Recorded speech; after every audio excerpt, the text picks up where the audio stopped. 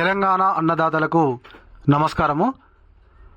రాష్ట్రంలో ఉన్నటువంటి అన్నదాతలందరూ అయితే డిసెంబర్ 9 పైన చాలా ఆశలు పెట్టుకున్నారు. మరి డిసెంబర్ 9 పైన ఎందుకు ఆశలు పెట్టుకున్నారు, అసలు డిసెంబర్ 9కి అన్నదాతలకు ఏం సంబంధం అనేటువంటి విషయాల గురించి ఒక్కసారి మనము చర్చించుకుందాం. అంతకంటే ముందు ఇంకా మీలో ఎవరైనా మన ఛానల్ను సబ్స్క్రైబ్ చేయనట్లయితే వెంటనే సబ్స్క్రైబ్ చేసుకుని పక్కన ఉన్నటువంటి గంట సింబల్ నొక్కండి. అదేవిధంగా ఒక లైక్ చేయండి. మీరు చేసేటువంటి లైక్ వలన అయితే మన యొక్క వీడియో చాలా మంది అన్నదాతలు అయితే చూడడానికి అవకాశం ఉంటుంది. ఓకేనా? ఇప్పుడు మన టాపిక్లోకి వెళ్తే డిసెంబర్ 9కి అన్నదాతలకు అసలు ఏం సంబంధం అయ్యా అంటే, డిసెంబర్ 9 నాడు జరిగేటువంటి సమావేశాలలో ఒక 2 కీలకమైనటువంటి నిర్ణయాలు తీసుకుంటామని చెప్పేసి తెలంగాణ ముఖ్యమంత్రి మరియు మిగతా మంత్రులైతే చెప్పడం జరిగింది. ఆ ముఖ్యమైన నిర్ణయాలు ఏంటయ్యా అంటే, ఒకటి రైతు భరోసా గురించి, 2 లక్షల పైన ఉన్నటువంటి రుణమాఫీ గురించి. ఈ 2 విషయాల గురించి డిసెంబర్ 9న పక్కా నిర్ణయం తీసుకుంటామని నెల కిందటనే చెప్పడం జరిగింది. ఇది డిసెంబర్ 9 నాడు రైతు భరోసా గురించి పక్కా నిర్ణయం ప్రకటిస్తామని చెప్పేసి వ్యవసాయ శాఖ మంత్రి గారు మరియు ముఖ్యమంత్రి గారు అయితే చెప్పడం జరిగింది. మరి నిన్న డిసెంబర్ 9 సమావేశాలు ఎట్లా మొదలైనాయో అట్లనే ముగిసిపోయినాయి. మళ్ళీ డిసెంబర్ 16 తారీఖు వరకు వాయిదా వేయడం జరిగింది. మరి డిసెంబర్ 9 నాడు ప్రకటిస్తానన్నటువంటి రైతు భరోసా గురించి ఏంటి, 2 లక్షల పైన రుణమాఫీ గురించి ఏంటి, మరి వీటి గురించి చెప్పాల్సినటువంటి బాధ్యత తెలంగాణ వ్యవసాయ శాఖ మంత్రి మీదనైతే ఉంది. మరి రైతు భరోసా ఇచ్చేటువంటి ఆలోచనలో ఉన్నారా లేరా? ఎందుకు అంటున్నానంటే, నేను మొన్ననైతే ఒక వారం కిందటనైతే వ్యవసాయ శాఖ మంత్రి గారు చేసినటువంటి వ్యాఖ్యలు అయితే ఆ విధంగానే ఉన్నాయి. ఏంటి అవి అంటే, మీకు రైతు భరోసా కావాలా, సన్న వడ్లకు బోనస్ కావాలా, మీరే నిర్ణయించుకోరి. ఏది కావాలంటే దాన్ని, రైతులకు ఏది అవసరమో అది మా గవర్నమెంట్ చేస్తుంది, మాది రైతు సంక్షేమ ప్రభుత్వం అని చెప్పేసి వ్యవసాయ శాఖ మంత్రి గారు అయితే ప్రకటించడం జరిగింది. మరి దాని అర్థం ఏంటి అంటే, ఏదో ఒకటే ఇచ్చేటువంటి ఆలోచనలో రాష్ట్ర ప్రభుత్వం ఉందా అనేటువంటి ఒక సందేహం అయితే ప్రతి ఒక్క అన్నదాతలో కలిగింది. మరి 2 ఇవ్వచ్చు కదా. రైతు సంక్షేమ పథకం, రైతు సంక్షేమ ప్రభుత్వం అయినప్పుడు రైతు భరోసా ఇవ్వాలి మరియు సన్న వడ్లకు బోనస్ ఇవ్వాలి. ఇక్కడ ఒక లాజిక్ ఆలోచిద్దాం మనము. ఈ యొక్క సన్న వడ్లకు మాత్రమే బోనస్ ఇస్తే కేవలము సన్న వడ్లు పెట్టినటువంటి వాళ్ళకు మాత్రమే బోనస్ రావడం జరుగుతుంది. మరి మిగతా పంటలు ఏవైతే పత్తి కానీ మొక్కజొన్న కానీ అదే వడ్లలో దొడ్డు వడ్లు వేసినటువంటి వాళ్ళు కానీ మరి వాళ్ళ పరిస్థితి ఏంటి? మరి వాళ్ళకైతే బోనస్ రాదు కదా. తెలంగాణలో ఉన్నటువంటి ప్రతి ఒక్క గుంటలో కూడా ప్రతి ఒక్కరు సన్న వడ్లు పండించలేరు కదా. అదే రైతు భరోసా ఇస్తే ప్రతి ఒక్క అన్నదాతకైతే మేలు చేసినట్లు అవుతుంది. అదే మీరన్నట్టుగానే 7 ఎకరాలక 10 ఎకరాలక ఎంతో కొంతకు ఇస్తేనైతే ప్రతి ఒక్కరికి దీనివల్ల లాభం జరుగుతుంది. కాబట్టి తప్పకుండా రైతు భరోసానైతే బంద్ చేసేటువంటి ఆలోచనను రాష్ట్ర ప్రభుత్వం మానుకోవాలని చెప్పేసి నేనైతే కోరుకుంటున్నాను. అదేవిధంగా అన్నదాతలు కూడా కోరుకుంటున్నారు. ఇప్పటికే ఆల్రెడీ వానాకాలం సీజన్ సంబంధించినటువంటి రైతు భరోసానైతే ఖతం చేసేసిర్రు, ఇవ్వలేదు. ఇక యాసంగి సీజన్ సంబంధించినటువంటి రైతు భరోసా గురించి ఇప్పటికి కూడా ఒక మాట కూడా రాష్ట్ర ప్రభుత్వం అయితే మాట్లాడడం లేదు. అయితే వాళ్ళు వేసినటువంటి సబ్ కమిటీ ఏం నిర్ణయం ప్రకటిస్తుంది? ఇప్పటికైతే ఆ సబ్ కమిటీ ఎక్కడ మీటింగ్ పెట్టిన దాఖలాలు లేవు. అదేవిధంగా వాళ్ళు తీసుకున్న నిర్ణయాలు కూడా బయట అన్నదాతలకైతే ఇప్పటి వరకు ఒకటి కూడా చెప్పలేదు వాళ్ళైతే.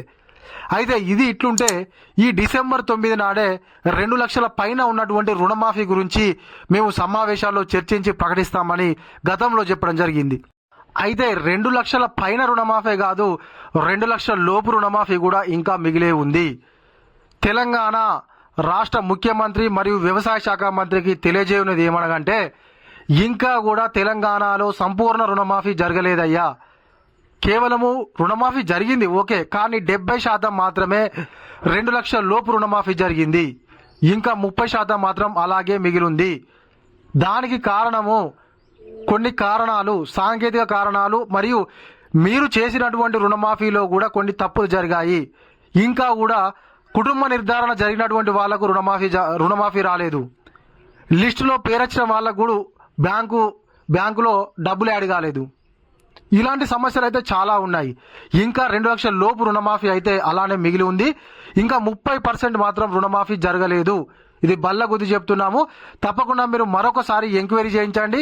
కింది స్థాయిలో ఉన్నటువంటి ఏఓలు కానీ ఏఈఓలతో కానీ మళ్ళీ ఒకసారి ఎంక్వైరీ చేయించండి. ఒక్కొక్క ఊర్లోకి వెళ్ళి ఎంతమంది వెళ్తారో మీకే అర్థమవుతుంది.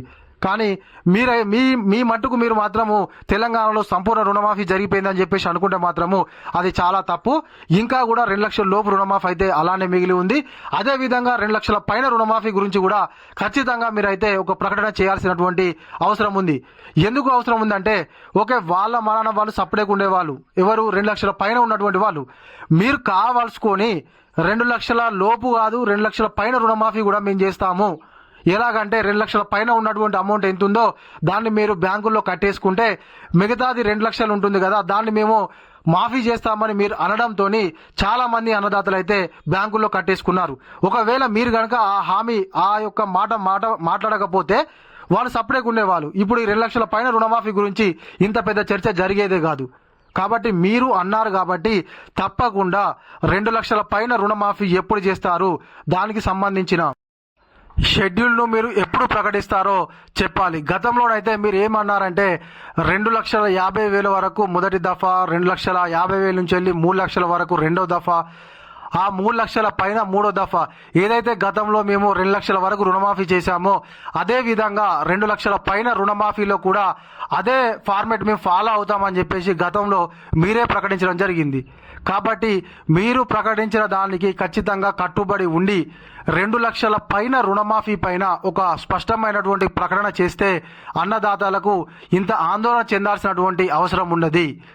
కాబట్టి తప్పకుండా 16 తారీఖు నాడు జరిగేటువంటి సమావేశాల్లోనైనా కూడా కనీసము రైతు భరోసా అదేవిధంగా రుణమాఫీ ప్రక్రియ పైన ఒక స్పష్టమైనటువంటి నిర్ణయాన్ని చెప్తారని చెప్పేసి తెలంగాణ అన్నదాతలు అయితే కోరుకుంటున్నారు. ఇప్పటికే ఆల్రెడీ యాసంగి సీజన్ అయితే మొదలైపోయింది. చాలామంది అన్నదాతలు అయితే పంట సాగునైతే మొదలుపెట్టేశారు. ఇప్పటికే మొక్కజొన్న వేసేసి ఆల్రెడీ మనకు ఆ జల్లు కూడా రావడం జరిగింది కొన్ని ఏరియాలలో. ఇంకొన్ని ఏరియాలలోనైతే డ్రమ్ సీడర్ కానీ వెదజల్లే పద్ధతి ద్వారా కానీ వేసేటువంటి వాళ్ళు ఆల్రెడీ సాగును మొదలుపెట్టేశారు. మరి ఇప్పటి కూడా రైతు భరోసా మీద ఒక ప్రకటన మాత్రం రాష్ట్ర ప్రభుత్వం చేయలేదు. అయితే పలానా రోజు ఇస్తామనో లేకుంటే గిన్ని ఎకరాల వరకు ఇస్తామనో ఒక స్పష్టమైనటువంటి ప్రకటన అయితే రాష్ట్ర ప్రభుత్వం చేయలేదు. కాబట్టి తప్పకుండా రైతు భరోసా ఇవ్వకుండానైతే ఊరుకునే ప్రసక్తి లేదు. ఈసారి వానాకాలం సీజన్కి అయితే ఇక జరిగిపోయింది కానీ ఇప్పుడు యాసంగి సీజన్లో మాత్రం తప్పకుండా రైతు భరోసానైతే 2 సీజన్లకు సంబంధించినటువంటి అమౌంట్ వేస్తామని చెప్పేసి గతంలోనైతే రాష్ట్ర ప్రభుత్వం ప్రకటించడం జరిగింది.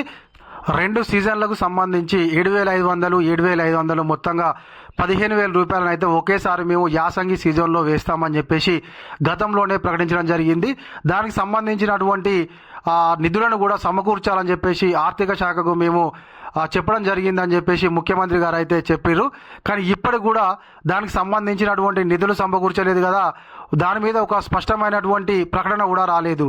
అయితే వీళ్ళు దీనికి రైతు భరోసాకు ఒక సీలింగ్ విధానం అంటే 7 ఎకరాలక 10 ఎకరాలక కొంతవరకు మాత్రమే రైతు భరోసా ఇవ్వాలని చెప్పేసి నిర్ణయం తీసుకున్నారు.